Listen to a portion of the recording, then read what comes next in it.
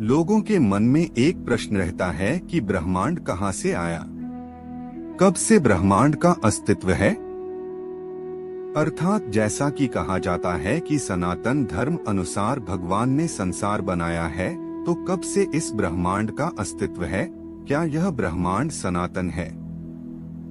क्या इस ब्रह्मांड के पहले भी ब्रह्मांड का अस्तित्व था, या यह ब्रह्मांड पहली बार बना है, इत्यादि।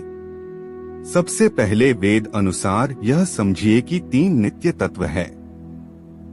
वेद ने कहा, श्वेताश्वतर उपनिषद 1:12, एतज्ज्ञेय नित्यमेवात्म संस्थं नातः परं वेदितव्यं हि किंचित्, भोक्ता भोग्यं प्रेरितारं च मत्वा सर्वं प्रोक्तं त्रिविधं ब्रह्मेतत्।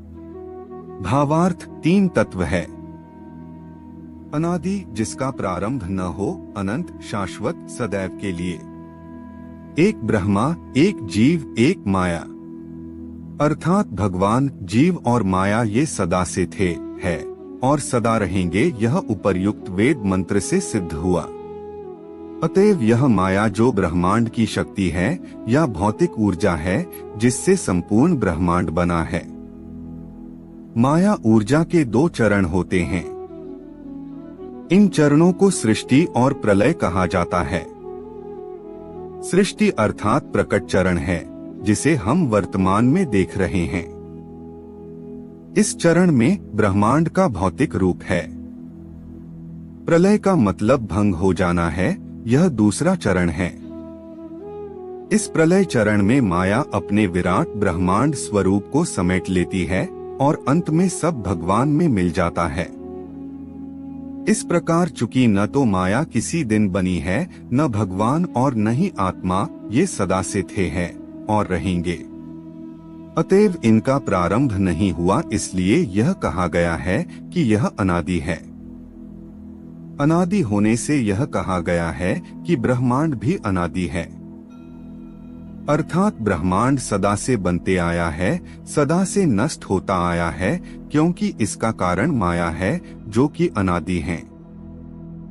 अतएव यह ब्रह्मांड सनातन है। कुछ समय के लिए अवश्य प्रलय हो जाता है, परंतु पुनः यह प्रकट हो जाता है।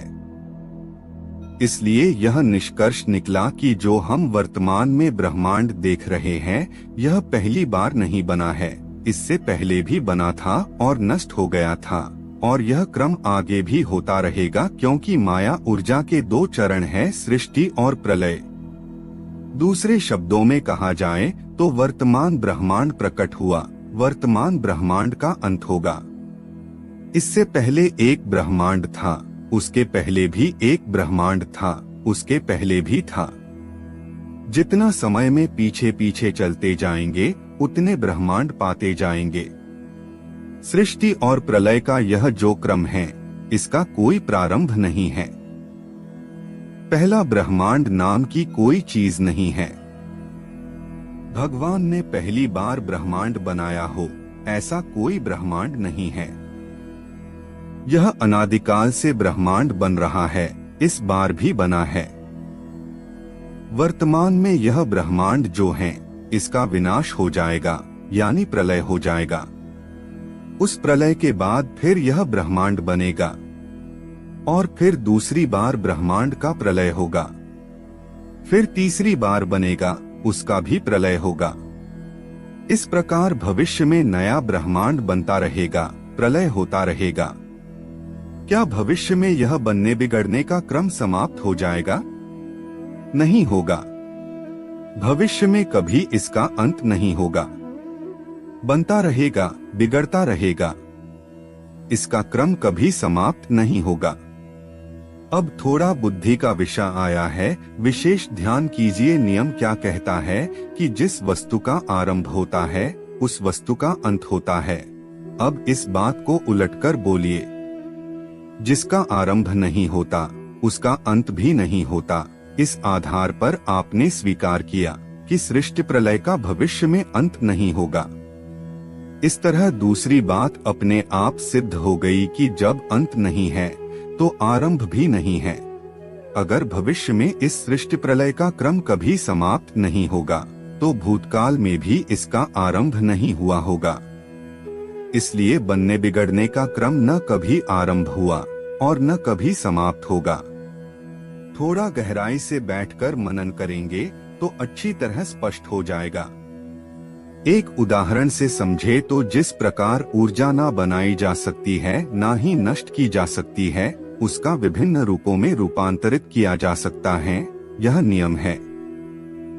ठीक इसी प्रकार माया को बनाया नहीं जा सकता और न ही नष्ट किया जा सकता है, परंतु उसे विभिन्न रूपों में रूपांतरित किया जा सकता है। इसलिए यह संसार नष्ट होने के बाद फिर बन जाता है। इससे पहले ब्रह्मांड कैसा था? ऋग्वेद 10:190-3 सूर्या चंद्रम सौ धाता यथा पूर्वम कल्पयत दिवंच पृथ्वी चांतरिक्षम थो स्वः। अर्थात जो संसार को धारण करने वाले विधाता परमेश्वर ने सूर्य, चंद्रमा, द्युलोक, पृथ्वी लोक, अंतरिक्ष लोक और अन्य लोकांतरों को पूर्व सृष्टि में जैसे थे वैसे ही फिर प्रकट किया है। भागवत 3:9-43 सर्ववेद्मयनेद्मात्मनात्मात्मयोनिना प्रजाः सृज यथा पूर्वयाष्टमयनुशीर्ते। भावार्थ विष्णु जी ने कहा, ब्रह्मा जी, त्रिलोकी को तथा जो प्रजा इस समय मुझ में लीन है उसे तुम पूर्व कल्प के समान मुझसे उत्पन्न हुए अपने सर्ववेदमय स्वरूप से स्वयं ही रचो। अर्थात विष्णु जी ब्रह्मा जी से कह रहे हैं कि ब्रह्मांड को तथा उनमें जो प्रजा लीन है।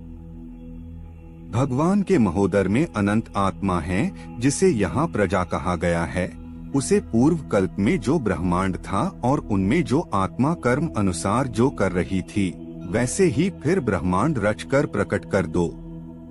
अतएव जो ब्रह्मांड आपके समक्ष है वो पूर्व में जैसा था वैसा ही प्रकट किया गया है, और जो आत्मा जिस शरीर को धारण कर जो कर्म किया था वैसे ही फिर से बने ब्रह्मांड में कर्मफल अनुसार उसे फिर नया शरीर मिला और वो आगे अपना कर्म कर रहा है।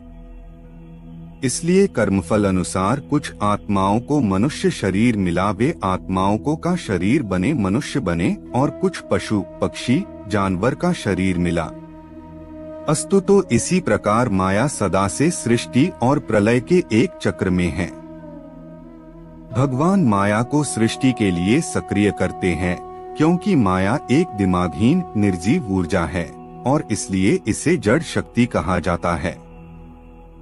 केवल जब भगवान माया को सक्रिय करते हैं तो माया ब्रह्मांड के रूप में प्रकट होती है। जब तक भगवान माया के इस सक्रिय चरण को बनाए रखते हैं तब तक ब्रह्मांड अस्तित्व में रहता है।